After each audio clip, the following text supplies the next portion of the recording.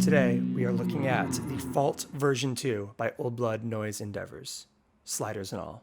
You don't see me do a lot of dirt reviews on this channel. You won't see a lot of distortions and overdrives and fuzzes on this page for a variety of reasons. The main and kind of central one being I just don't find a lot interesting about them. I don't have a lot to say on the subject. I find that they fold very quickly into my amp chain in terms of set it and forget it, clean tone bass level thing with which I can kind of build off of. I can do all the interesting stuff around the distortion pedals and the dirt pedals that I do use. You'll see the Benson settings change very infrequently. The 1981 DRV's settings change very infrequently. And it's very rare that I come across a pedal that really makes me want to experiment very heavily with that kind of thing. Enter the slidery goodness of the Fault version 2. This thing begs to have its settings messed with. I mean, one, it's impossible to not constantly be fiddling with the faders. One, because they're easy to accidentally move, and two, because they're just fun. Faders are there to play with, and this thing can do a lot with not just the faders, but with everything on here. You've got 3-band EQ on the faders, a voice control over here, which is basically like a tilt EQ across the entire thing, which is shockingly robust considering you already have a 3-band EQ on this thing. But it really opens up a wide variety of sounds where you can kind of fine tune right here and then do these big dramatic tonal sweeps off to the side. I find that the voice control is almost the most important aspect of dialing in the amount of, I guess, presence is the word I would use in terms of whether you want those low chunky chords to really hide in the mix or whether you want your leads to kind of sing out above everything else. You technically have 2 gain stages on this pedal, but I'm going to call it closer to 6 if I'm being honest here. 7 if you count volume, but we'll leave that alone. You've got gain 1 and gain 2. You have a boost control, which is shockingly effective. But 3, and this is what I find very interesting, is when you push these faders high, you can start to push through like resonant overdrive all its own, where you can have your gain stages next to almost nothing. And if you really push these faders up, you get a very different kind of big, gritty, frequency-specific distortion that is way better than you would expect it to be considering you're just clipping sections of your EQ. But it's really good, and you can play with that voice control to kind of dial in the right frequencies even when you're pushing all your frequencies that hard. And we're talking about a lot of weird ways to create distortion in this pedal other than just your basic distortion circuits on this thing. But what I find so shocking and so engaging about this thing is that so much of it sounds so good. You can really pull a lot of versatile sounds out of this thing, and you can really make it sound like a lot of different eras of distortion and styles of distortion, from big, clean, tight, focused mid-scoopy like power chords from 2003 all the way through these kind of like tube screamery mid-boost things, but with way more tonal flexibility and way more gain stage options, all the way through like just wall of noise, sustains forever kind of craziness. On the intro, you heard way more distortion than you ever hear me play with on a day-to-day basis.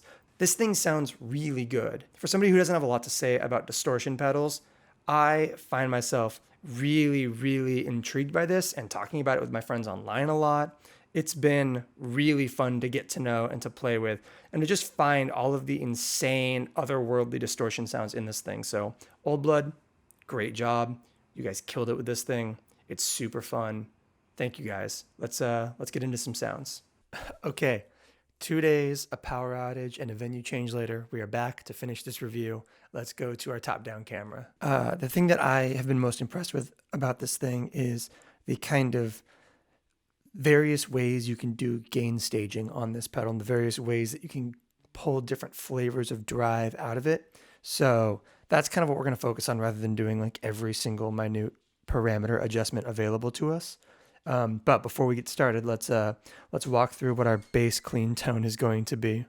We are running the Harmony Silhouette with mini humbuckers into the Fault and then into the Walrus Mako D1 with a tape delay, the Specular Tempest with a plate reverb, and the Strymon Iridium with the room turned up on the Fender sound. So here's that clean tone.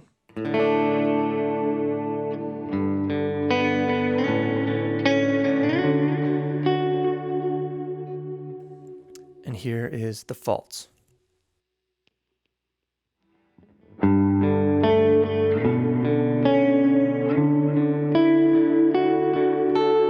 So you can hear that voice knob does a lot, even though we've got the EQ set pretty bright focused, obviously. You're hearing a lot more like low, mid, kind of subtle, cooler tones because of that voice knob. So if we turn that up,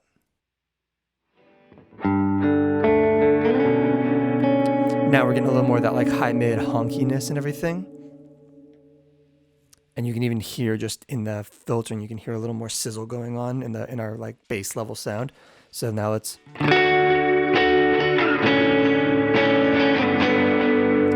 and it's worth noting that we are on the middle pickup, and that sounds like full on bridge pickup status. Like.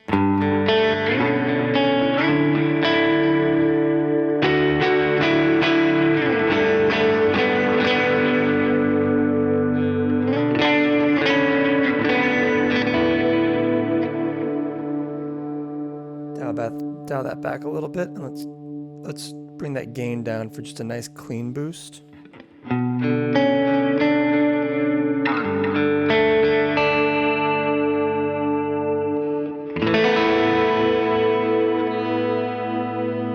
then just to really exaggerate it, the second gain stage is a lot more subtle than the first one is. So you can hear this first gain stage goes from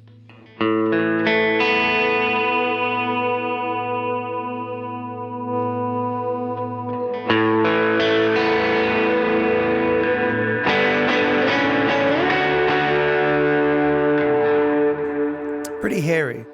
Whereas if you keep that subtle and you engage that second one even super high,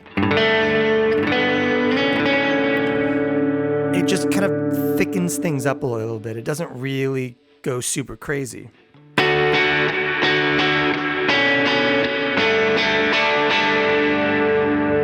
But they feed into each other very aggressively.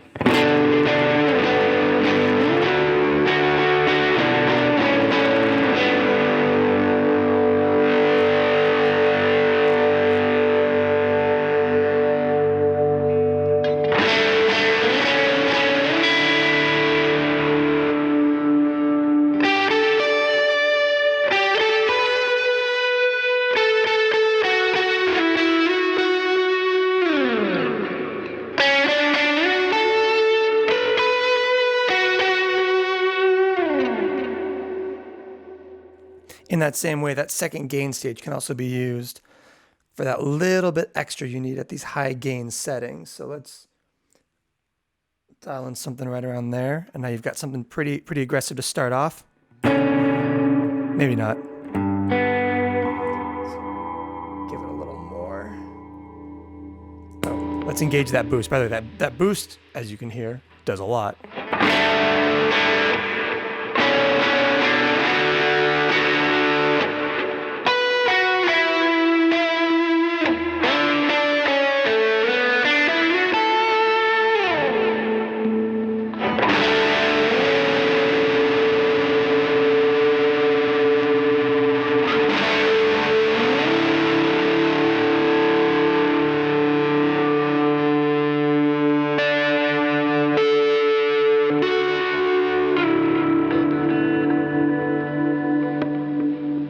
Really hairy, really gritty. But that boost can obviously do a ton. You go kind of both gain stages somewhere in the middle. That's just such a good clean boost. Really quick, let's go back to the difference here. So you got no drive.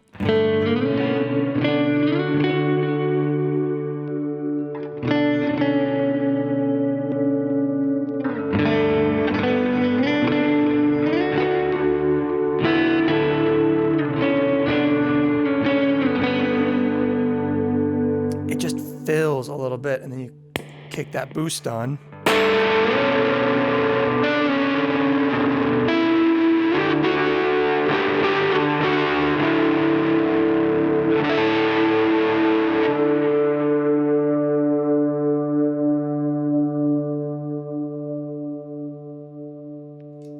Okay, let's talk about using these parameters to do your gain staging like that.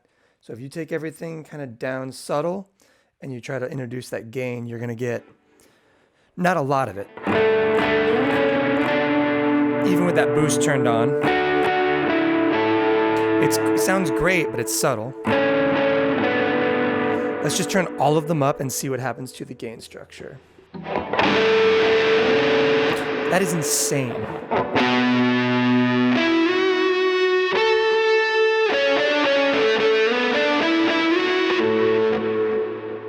And then you can kind of dial it with this voice control.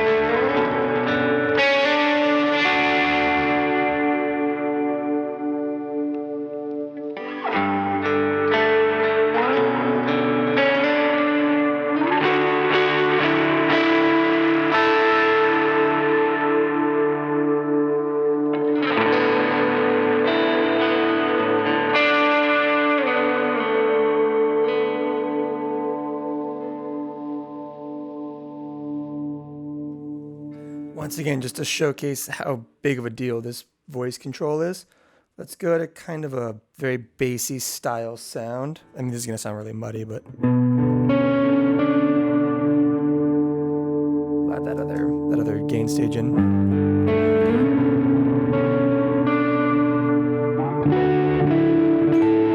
Very bassy, very low end.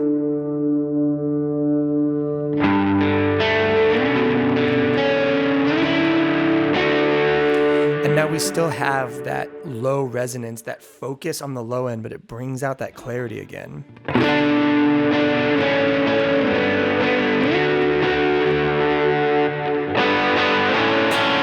Ooh, I like that. So that right there is switching to the bridge pickup with those settings. So it's the bridge pickup kind of attack and presence, but keeping that low end.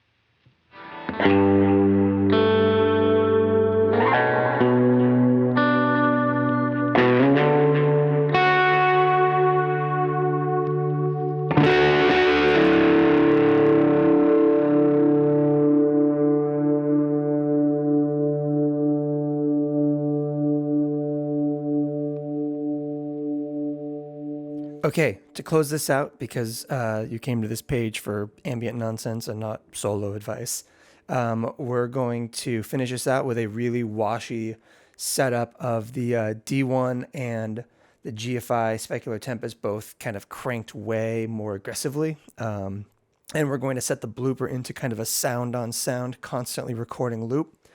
And we will use that to kind of build some layers of different textures and everything using the fault and just our volume knob on our guitar. So we'll close it out with that. And once again, like I mean, I don't what's left to say. This thing sounds great and sounds wildly versatile. So Old Blood, thank you, and hope you guys enjoyed.